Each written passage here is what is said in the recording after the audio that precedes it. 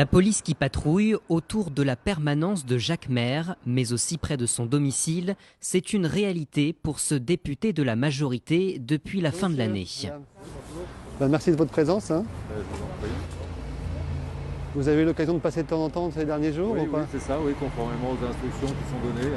Avec les tensions liées à l'instauration du pass vaccinal, le député reçoit des menaces et à 2 reprises, il s'agissait de menaces de mort. Je pense que le fait de patrouiller régulièrement, c'est déjà un signal vis-à-vis de l'environnement qui est vraiment, de mon point de vue, utile. Et c'est vrai que s'il y a besoin de quoi que ce soit, moi j'ai les téléphones portables.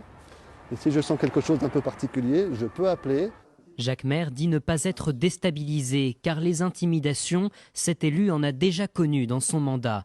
Mais cette fois, avec le pass vaccinal, les menaces semblent plus intenses.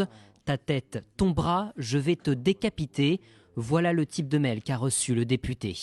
Est-ce que vous avez peur au quotidien? Non, non, je n'ai pas peur au quotidien. Ceci étant, il ne faut pas devenir parano, mais quand on reçoit des menaces de mort personnelles, domiciliées, quelque part, on peut se poser la question quand le lendemain soir on rentre chez soi, s'il ne faut pas jeter un coup d'œil derrière soi, la façon dont on garde son véhicule, la façon effectivement dont on va se comporter. Une situation inacceptable pour Jacques Maire, d'autant que derrière ces élus menacés, il y a aussi des familles. J'essaye de ne pas transférer, je dirais, de mauvaises ondes dans la famille. J'essaye de relativiser. Toutes ces lettres, en général, visent plutôt à faire pression qu'à transformer l'essai, je dirais. Voilà. Et donc, je ne veux pas, vis-à-vis de ma famille, faire passer une inquiétude. J'ai pas envie, je veux pas qu'ils subissent ça. Dans ce contexte, Jacques Maire salue le sursaut de toute la classe politique pour condamner les violences envers les élus, ce qui n'a pas toujours été le cas d'après lui. Condamnation unanime, mais que faire pour diminuer la tension? C'est la question qui se pose aujourd'hui.